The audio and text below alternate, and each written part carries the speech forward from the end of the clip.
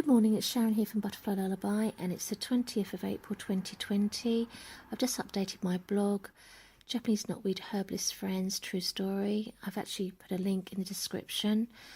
I hope after reading this, we too will become Japanese knotweed friends.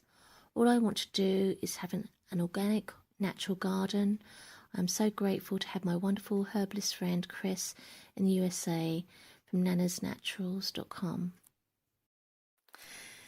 Japanese knotweed has made Chris from Nana's Naturals and me the best of buddies. This plant has really brought us together.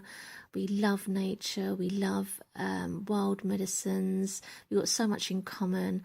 So I just want to thank this plant for bringing me a wonderful, wonderful friend. Here's my wonderful friend Chris Long from Nana's Naturals. She's actually foraging here in her own garden where she's grown Japanese knotweed.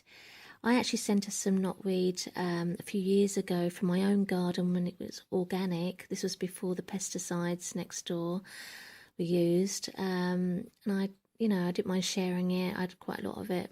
And so I sent her some in the post, just the stems and leaves, not the root.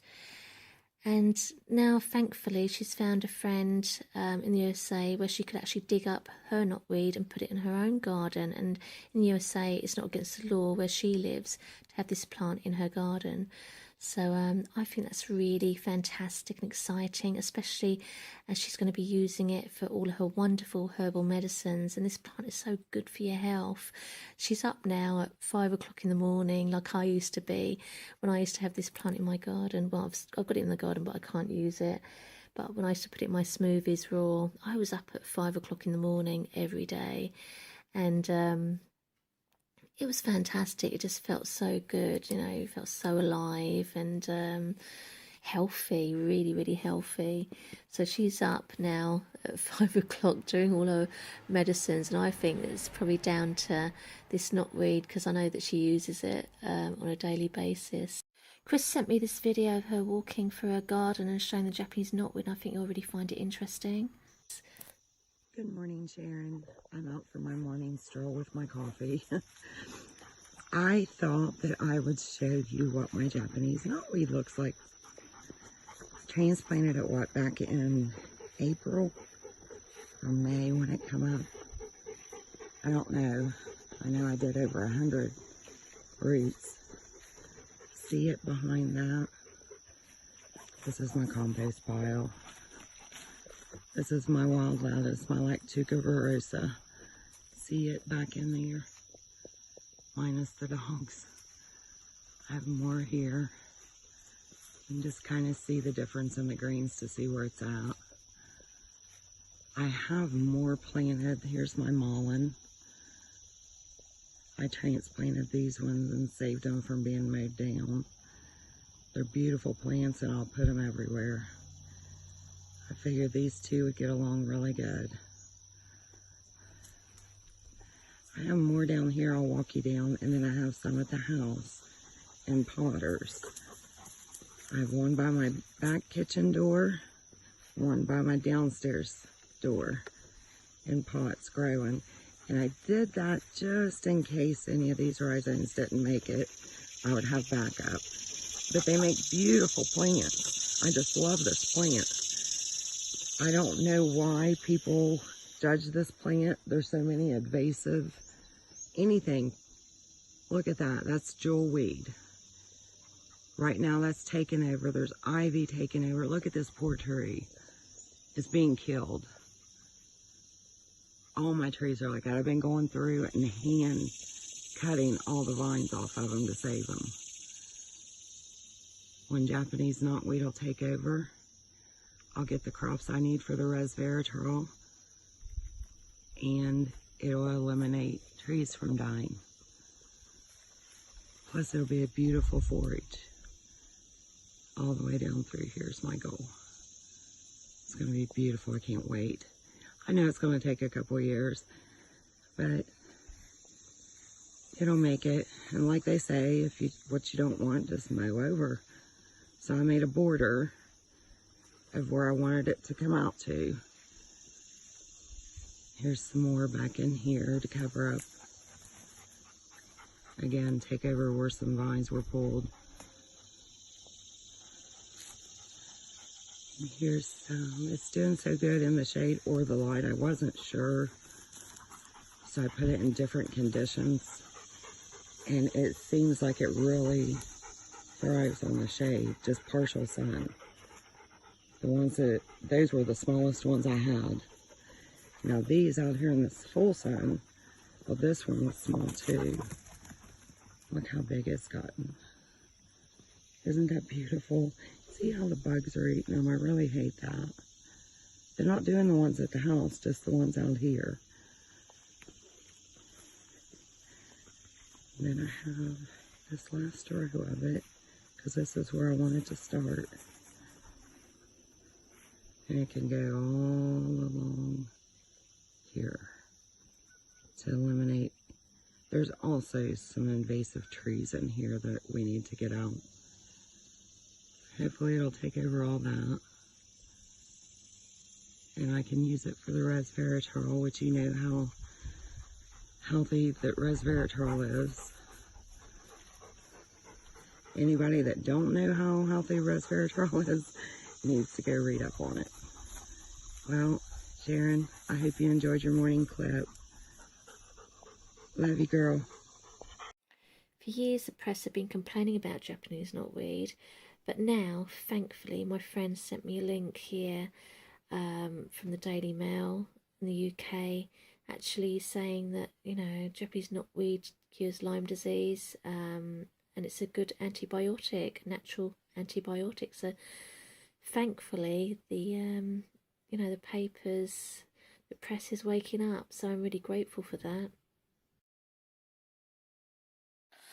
I've been making Japanese knotweed soap for some years now, and I gave it to my neighbour and they loved it. And I've sent some to Chris, and she, thankfully, from Nana's Naturals, is going to be making the Japanese knotweed soap from my recipe that I sent to Oxford Bio last year. So I'm really, really excited about that, and I can't thank Chris enough. Thank you, Chris. I'm so excited. I really do appreciate you making this soap for me, because it is so difficult here in the UK with people. They just don't understand natural medicines really. But yeah, so that's really good news. So this is what the soap looks like. It's quite clear amber colour. It's a lovely amber colour. I'm going to be using the bee soaps to help families trade the soaps for food eventually with the church up the road. And the butterfly soaps I'm going to use for promoting child and family friendly art, music and film. And then the leaf soaps Chris is going to be making for the USA market. So hopefully build some money there to do other things. So yeah, it's really quite exciting. I used to have Japanese knotweed baths when I had, when I could actually use the plant in my garden when it wasn't poisoned. And when I had a really, I don't know what I did to my shoulder, but I think I tore a muscle or something, because I was in really pain for months. But this bath really helps soothe the pain. I mean, it's nothing like actually, bathing in nature. I really love that, the Japanese knotweed bath. So here you can see I've done a video here. This is the before. I used to use, the natural live plant, which makes it very dark. So it's a different recipe now to what I use now, and it's a lovely sort of clear colour now. I really love the colour and the look of these soaps. They're so beautiful, and they're so soft on your hands. I use it on my body as well, and I wouldn't use anything else. I really love it. It's just so mild. I wrote a poem about Japanese knotweed a while ago, and it's called Still I Rise. Cut me down, poison me with lies, but still I rise, bigger and stronger, for I'm your medicine, your healer, your friend. Listen to nature, and let's rise together. Rise together. So yeah, so now I'm going to just go through a walk through the video of the garden. So here's my patio area, and as you can see, there's no knotweed growing through the patio at all, and I've just got normal plants growing and peppermint, etc. There's no knotweed on the grass. So I've got two separate gardens. This is the first garden, and the second garden's down the back. So yeah, I've got a lovely little, heavenly garden. Lots of people comment on a garden, they really like it. It's wild and natural. I stopped using pesticides years ago because I knew it was bad for the bees and the birds and, the wildlife. And also, excuse me, it's not good to have that sort of stuff, when you've got children either, or pets. I just don't understand why you'd use it. And as you can see, I don't use any pesticides, but I'm managing to control, slugs, etc. I use sawdust to control the slugs. That's all the sawdust bits down there. So I've planted new plants and they're not getting attacked by slugs. You can use peppermint. There's all sorts of ways to control pests and things you don't want. It's my phone going off. So as you can see in the grass there's no knotweed at all. I haven't cut the grass this year. There's where our little bunny rabbits used to run around. That's where they've been buried, sadly. They all died of a virus this year, which is very, very upsetting for my daughter and for us. And I'm trying to grow some wildflowers here. So hopefully I can come back and show you a video of that when it's all grown. And this is my little potting shed, which I love. I'm growing sunflowers. Now I'm just going to take you down to the back garden. As you can see, look, it's not overgrown there on the grass with knotweed.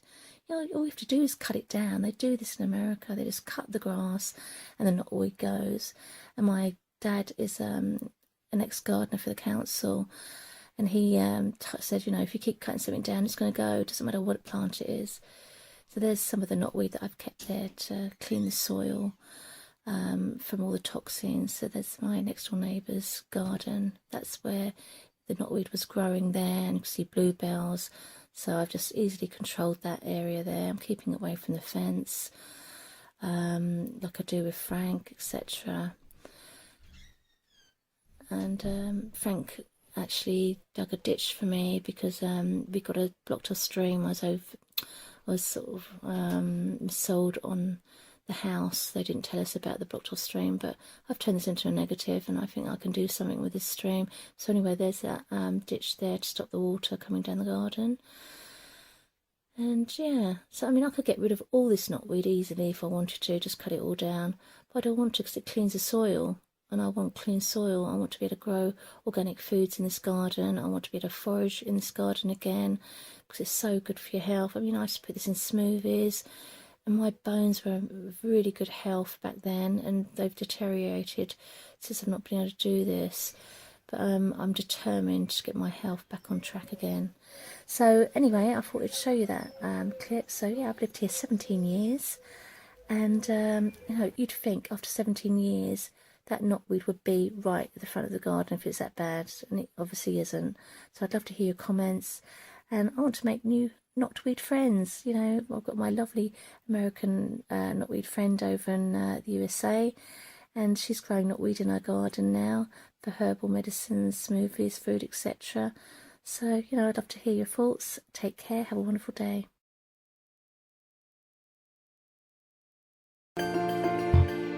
Colder days I've seen, frozen petals from frozen fields, ice cold winter breeze filled my lungs, choked the heat. Some days, somewhere, somehow, painting